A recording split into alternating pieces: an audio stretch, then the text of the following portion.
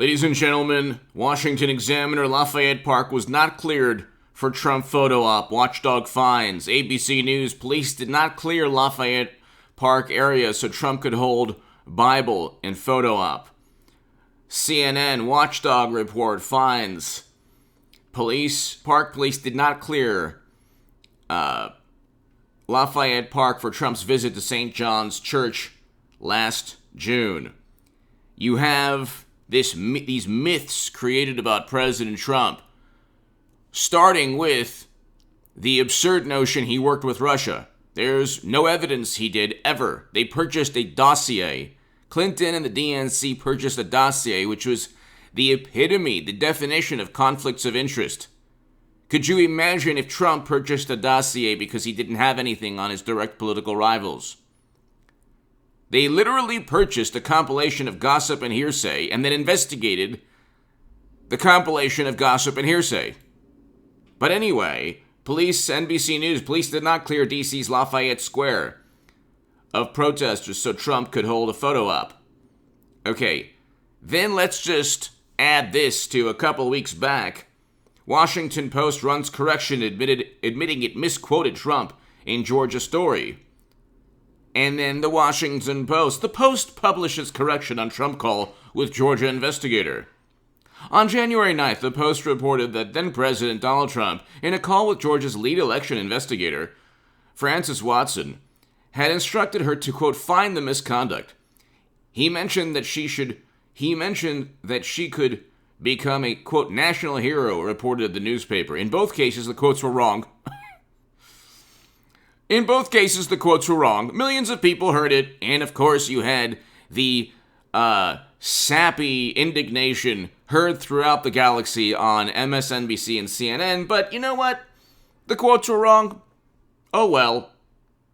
The source was wrong. How you misquote a president? I mean, where are the quotes fabricated because of a source and attributed to Biden? Let's not even get into the Atlantic. The Atlantic article that accuses Trump. So you have the of disparaging fallen Americans, which is the most despicable form of journalism. And Kamala Harris and Biden ran with that during the debates. And everyone is so indignant and outraged and, oh my God, look at Trump and his behavior. What? There's no discussion. And then there's no discussion of what his rivals are doing, which is worse. Really, it's worse. It's worse in so many ways. But Democrats are obsessed with disliking and spewing contempt and disdain for Trump. They are hysterical when it comes to Trump. He has controlled, like, part of who they are as people and human beings is disliking Trump. It's really become a very sad and pathetic state of affairs. But then you have something that, apparently people are okay with this to an extent, which is really shows you how warped and twisted society is when you can get canceled and your life absolutely obliterated on a professional scale. If Eric Trump or Donald Trump Jr. did this, exclusive, Hunter Biden addressed his lawyer as he utilized in text messages the N-word, and the worst word in the human language. It really is the most nefarious word in the English language and in any language. And of course, Hunter Biden gets away with it. I did a segment prior to this one. I think like 2 people saw it. It's not being talked about. Hit subscribe to this channel right now. Hit subscribe to H.A. Goodman's other channel. There is no more journalism. And H.A. Goodman's other channel is below in the pinned comment. If you want to support my voice long term, my Patreon is below. This was several days after the Tulsa speech, Joe Biden's Tulsa speech. And if it was Eric Trump or Donald Trump Jr., the indignation. See, Democrats and media have legitimized the politicizing emotion. They are able to utilize emotion, indignation in particular, outrage as a tool. They're able to just, like, he never told anyone, like, there's a list of things Trump never said, never did. He never worked with Russia. He never said that anyone should inject Clorox. He never said anyone should do that. He never advised anyone to do that. He never called the 1930s and 1940s Germans fine people. He literally condemned them in the quote. I have no clue how anyone looks at the transcript where he's condemning them and he says, literally, I am not referring to. He literally says, I am not referring to. And they still convince themselves that he was. And by the way, that weekend, he was signing and working on legislation for veterans. But the media had to create. There was not, and Trump fell for a lot of it. They poked the bear, and he fell for it.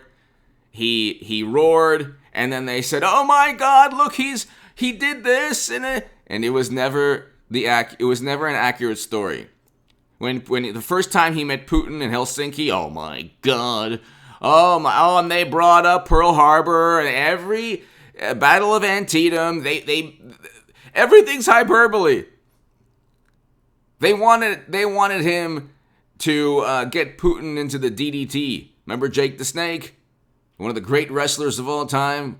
They said, "Why, oh my God, he didn't get into a physical altercation with Putin for interfering in the election." I mean, they live in the people who lie the most they're not Trump did not lie the most the past 4 years.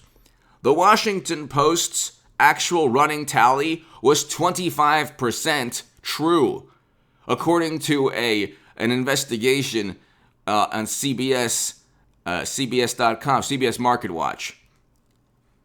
A quarter of the alleged 10,000 lies were actually just true, and then a certain percentage were just hyperbolic statements. And then a fact check is never, we rate. Whenever you hear we rate, that's not a fact check. That's an ongoing discussion or argument or debate that they've offered a rebuttal to. So offering a rebuttal to what Trump says is not a fact check. And calling up a professor someplace and saying, "Well, what do you think about this?" "Well, we asked this expert, and that's not really true." That's not a rebuttal. I mean, that's not a fact check. It's a rebuttal in an ongoing debate. Anyway, Lafayette Square was never cleared so Trump could hold a Bible. This is part of the warped and twisted. The church, by the way, was vandalized. To the vast majority of atheists within the Democratic Party who don't care at all, that's the greatest element of this story that was completely overlooked. So, and the notion that, yes, the First Amendment is important, very important, but Democrats and media have no problem curtailing speech, but a very difficult time understanding that if you are protesting, you do not own the side, you do not own the street, or if police say you have to go, then you can there are legal avenues if you feel that your rights are being infringed upon, but you must go. You can't just say, "No, we're not going." It doesn't work that way. Even the ACLU says, yeah, that doesn't work that way. So the notion that even if Trump did clear that Lafayette Square for the photo op, he has the right to do that. He has the right to do that. But again, it was Oh my God, he cleared. Oh my God, he's a tyrant and a despot and an authoritarian. Oh, ooh, what's this? Watchdog report finds Trump did not clear Lafayette Park for the photo op. Okay, yet another story that was a complete and utter fake news lie about Trump. Give me your thoughts below. Hit subscribe right now. If they don't lie about Trump, then they have nothing but record low unemployment. And don't even get to he never called the pandemic a hoax. That is the biggest hoax of all time. He called the media reaction. Again, there's so many lies about Trump. If they don't lie about Trump, then they really have no rebuttal. I mean, there are things that he shouldn't have said, yes, but other than that, they had to create this world around this man. Give me your thoughts below. Hit subscribe.